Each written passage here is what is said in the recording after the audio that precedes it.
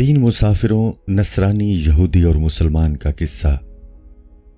ایک سفر میں یہودی، نصرانی اور مسلمان ہم سفر بنے۔ راستے میں ان کو حلوہ ملا تو دونوں نے چالاکی سے مسلمان کو حلوے سے محروم کرنا چاہا۔ ان کی چالاکی اللہ کو پسند نہ آئی اور قدرت نے ایسا بندوبست کر دیا کہ حلوہ مسلمان کو ملا۔ بھولے مسلمان پر رحمت نازل ہوئی۔ اس قصے کا مطلب یہ ہے کہ زیادہ چالاکی کرنے سے بچو تاکہ کہیں آزمائش میں گرفتار نہ ہو جاؤ۔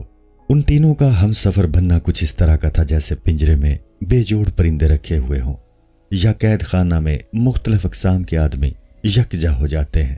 یہی مثال اس دنیا میں عام انسانوں کی ہے۔ راستہ کھلنے پر پڑاؤ کے مسافر اپنی اپنی راہ اختیار کر لیتے ہیں یا پنجرہ کھلنے سے پرندے اپنے ہم جنسوں کی طرف اڑ جاتے ہیں۔ ایسے پرندے وطن کے شوق میں پر پھیلائے ہوئے ہیں لیکن اڑنے کا راستہ نہیں ہے۔ انسان جو کہ راہ کے طالب ہیں آنسو اور آہوں کے پر کھولے راہ کی تلاش میں ہوتے ہیں اور اللہ کی یاد میں پر کھولتے ہیں۔ جس طرف سے آنسو اور سوزش آئی جب موقع ملا اسی طرف چلنا شروع کر دیتے ہیں۔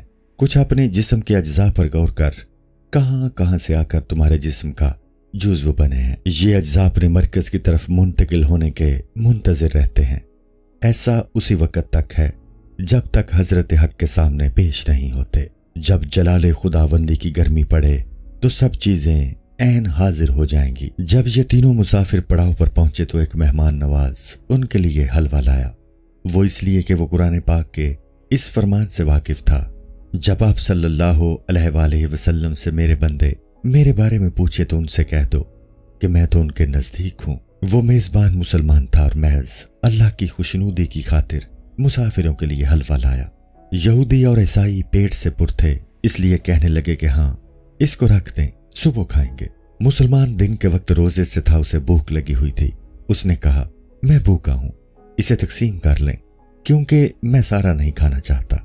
نفسانی غرض کے بغیر کی گئی تقسیم اچھی ہوتی ہے۔ انسان بھی اللہ کی ملک ہے، اگر وہ اپنے آپ کو اور اپنے افعال کو تقسیم کر لے، کچھ اللہ کے لیے اور کچھ لوگوں کے لیے، تو گویا وہ مشرک ہے۔ ان دونوں نے اس کی بات نہ مانی۔ ان کا مقصد تھا کہ مومن رات کو بھی بھوکا رہے، مجبوراً اسے ماننا پڑا۔ صبح اٹھ کر سب نے اپنے اپنے مسلک کے مطابق اللہ کو یاد کیا اور ایک دوسرے کی طرف رخ کر کے بیٹھ گئے۔ ایک بولا ہر شخص اپنا اپنا خواب بیان کرے، جس کا خواب سب سے اچھا ہوگا وہی سارا حلوہ کھائے گا۔ جس کا خواب بہتر ہوگا اس کی عقل بھی بہتر ہوگی، یقیناً اس کی روح پر انوار ہوگی، اور ایسے بزرگ کی خدمت اور اپنا حصہ اسے کھلا دینا برکت کا سبب ہوگا۔ سب سے پہلے یہودی نے اپنا خواب سنایا۔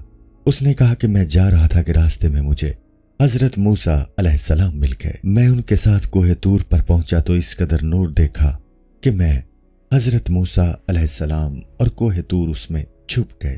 اس نور کی تجلی سے کوہ طور کے 3 ٹکڑے ہو گئے۔ ایک ٹکڑا سمندر میں گرا تو اس کا زہر جیسا پانی شیریں ہو گیا۔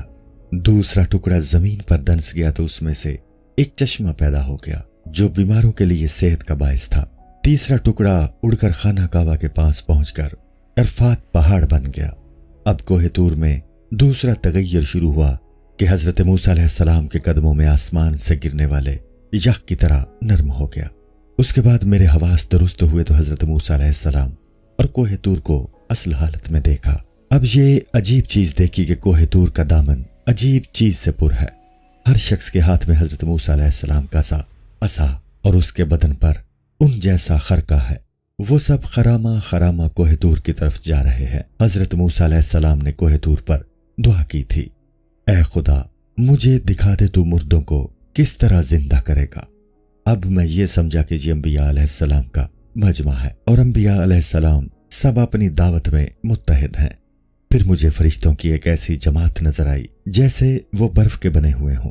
فرشتوں کی ایک دوسری جماعت بھی تھی جو آتشی معلوم ہوتی تھی۔ اس خواب پر تعجب نہ کرو، ہو سکتا ہے اس یہودی کا انجام بہتر حالت میں ہوا ہو اور اس نے مرتے وقت شرک سے توبہ کر لی ہو۔